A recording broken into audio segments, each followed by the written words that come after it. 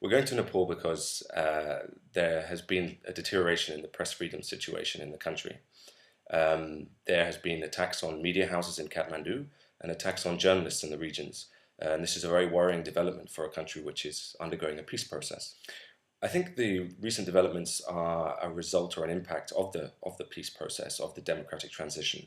I think there's an increasing lack of law and order and impunity in the regions outside of Kathmandu, and I think this is having an impact on journalists.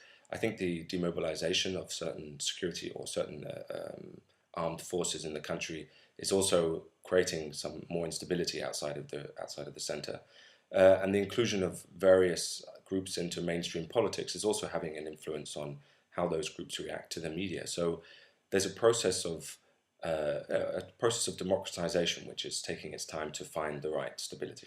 The international mission wants to try and highlight some of the press freedom concerns to the authorities, to the political parties, and to the international community.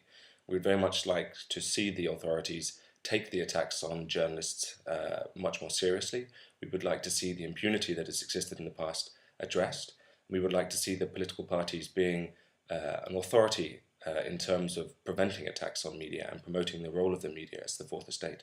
The international mission has been invited by the national media community led by the FNJ, the Journalists' Union. We work very closely with the national media, and everything we do has been coordinated with them in advance. We have found that in Nepal, the authorities have been receptive to having a dialogue with the international community and listening to what the international media community has to say and the standards, the international standards that should be applied in Nepal. And we found them to be very receptive and very open to discussion. The first thing we will do is coordinate with our national partners.